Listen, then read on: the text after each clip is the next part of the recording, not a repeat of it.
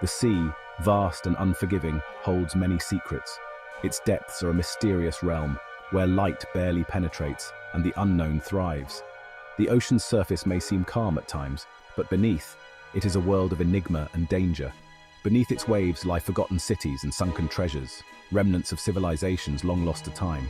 These underwater ruins tell stories of their own, of grandeur and tragedy, of dreams that were swallowed by the sea.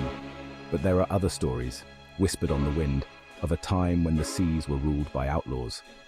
These tales speak of daring escapades and fierce battles, of men and women who lived by their own code, defying the laws of the land. This is the story of pirates, the terrors of the high seas. They were the scourge of the oceans, feared by sailors and merchants alike. Their black flags and swift ships struck terror into the hearts of those who crossed their path. Imagine a world without rules, where greed and violence reign supreme. A world where the strong take what they want and the weak are left to fend for themselves. This was the reality of the pirate's life, a brutal existence where only the cunning and ruthless survived. This was the reality of the golden age of piracy, a period from the 1650s to the 1730s. The Caribbean was a hotbed of pirate activity, with its many islands and hidden coves providing the perfect hideouts for these sea rogues. These were not romantic heroes, but ruthless criminals, driven by a thirst for gold and a lust for power. They plundered ships and coastal towns, leaving a trail of destruction in their wake. Their lives were a constant battle, not just against their enemies, but against the sea itself. Their names still echo through history. Blackbeard, with his fearsome visage, his beard wreathed in smoke. He was a master of intimidation, using his terrifying appearance to strike fear into his foes before a single shot was fired. Anne Bonny, the Irishwoman who defied convention and embraced the pirate life. She was as fierce and formidable as any man, proving that the call of the sea knew no gender. These were the legends of their time, feared and respected in equal measure. Their stories have been passed down through generations, a testament to their enduring legacy. This is their story, a whisper in the dark, echoing through the ages. Piracy, like the sea itself, has existed for millennia. Long before the Golden Age, history whispered of pirates. In the ancient Mediterranean, bands of raiders preyed on merchant ships. The Vikings, those fierce Norsemen, terrorized the coasts of Europe, leaving a trail of fire and bloodshed. These early pirates were often driven by necessity. They lived in a brutal world where survival was paramount. They raided for food, for resources, for slaves. Yet even then, there were those who craved more than mere survival. They sought power, wealth, and the freedom to live life on their own terms. These were the seeds of the pirate spirit, a spirit that would blossom centuries later in the Caribbean. The 17th century dawned, and the world was changing. European powers, hungry for wealth and dominion, carved up the New World. The Caribbean, a paradise of sun-drenched islands, became a battleground for empire. Amidst this turmoil, piracy flourished. Privateers, sanctioned by their governments, preyed on enemy ships. But the line between privateer and pirate was a thin one, easily crossed. Many, tempted by the lure of riches, turned to outright piracy.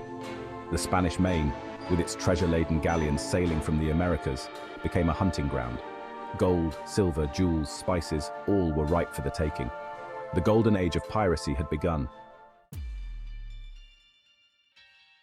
No name strikes more fear into the hearts of landlubbers than Blackbeard. Edward Teach, as he was known before embracing his infamous moniker, cultivated an image of pure terror. He adorned his beard with lit fuses, their smoke adding to his fearsome appearance. His flagship, the Queen Anne's Revenge, was said to be crewed by the damned. Blackbeard's reign of terror stretched from the Caribbean to the American colonies. He blockaded Charleston, South Carolina, holding the city hostage for a chest of medicines. Though his reign was short-lived, ending in a bloody battle with British forces, Blackbeard's legend lives on. Bartholomew Roberts, the gentleman pirate. Not all pirates were bloodthirsty brutes. Bartholomew Roberts, known as Black Bart, cut a different figure. He was a man of contradictions, a ruthless pirate captain with a code of conduct. Roberts dressed in finery, preferring negotiation to bloodshed whenever possible. He even held elections on his ship, a rare display of democracy in the pirate world. Yet, he was also a cunning strategist and a fierce fighter, capturing over 400 ships in his career. Roberts met his end in a fierce battle with the British Navy, but his legend, like the man himself, remains complex and intriguing. Anne Bonny and Mary Read. The world of piracy was a man's world, or so it seemed. But two women, Anne Bonny and Mary Read, defied convention and carved their own bloody paths across the Caribbean. Anne, a fiery Irish woman, abandoned her husband to join the crew of Calico Jack Rackham. Mary Read, disguised as a man, had served in the British Army before turning to piracy. Together, they terrorized merchant ships, their skill with sword and pistol unmatched. Their stories are a testament to the fact that the allure of freedom and adventure transcended gender roles, even in the brutal world of piracy. Pirate havens, from Tortuga to Nassau. The journey of pirates from one haven to another is a tale of adventure, survival, and the relentless pursuit of freedom. Every pirate crew needs a place to rest, repair, and spend their ill-gotten gains. These havens were not just places of refuge, but also centers of commerce and camaraderie, where pirates could share stories and plan their next ventures. Certain ports, tolerant of their activities, became havens for these outlaws. These ports offered a semblance of normalcy in the otherwise chaotic lives of pirates, providing them with essential supplies and a sense of community. Tortuga, an island off the coast of Hispaniola, was one such place. Known for its strategic location and natural harbors, Tortuga became a bustling hub for pirate activity. A former pirate stronghold, Tortuga was a lawless melting pot of nationalities and backgrounds. Here, pirates from different corners of the world came together, united by their shared defiance of authority. Taverns overflowed with drunken sailors, and the streets echoed with the sounds of revelry and violence. These taverns were more than just places to drink. They were the heart of pirate society, where alliances were forged and disputes were settled. Nassau, in the Bahamas, became another notorious pirate haven.